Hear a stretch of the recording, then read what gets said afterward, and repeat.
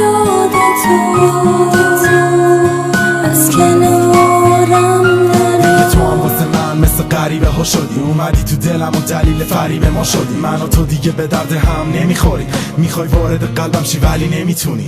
روزایی که اون نگاش منو دیوونه میکرد، پیش خودش میگفت پویام میمونه بیشم، ولی خسته شدم حرفا دروغ محضه. حالا دیگه واسه لحظه غروب هرزه. من میرم تو هم برو، دیگه راهی نمونده، رابطه ها بهتره گاهی تموم شه. دیگه نمیتونی بدوزی اون چشماتو به من، ازم نخواد تو راه عشق من با تو برم. روزا کثیف بنگم، شب و مریض و منگم، میخوام دریده ترشم دل نحیفت برزم.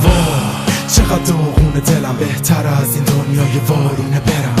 پر از عشقم گرچه ساکتم، با هر نفسم قلب عاشقم.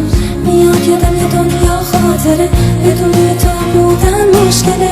داره این ترس و قلب گرم من، تو همیشه تو نمونه کنار من. حضورت تو لحظه هم پر شده، تو نباشی ستارم گم شده. ستارم گم شده.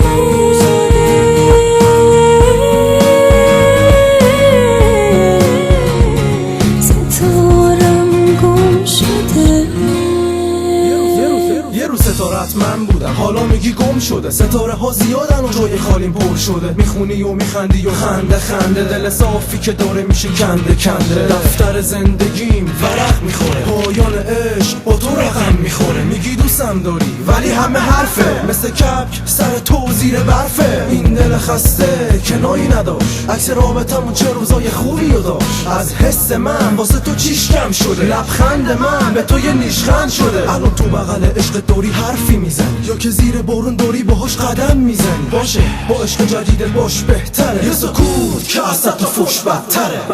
پر از عشقم گرچه ساکتم، با هر نفسم قلب عاشقم.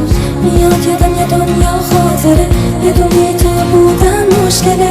داره این ترس و قلب گرم من، تو همیشه تو نمونی کنار من. حضورت تو لحظه هم پر شده، تو نباشی ستارم گم شده.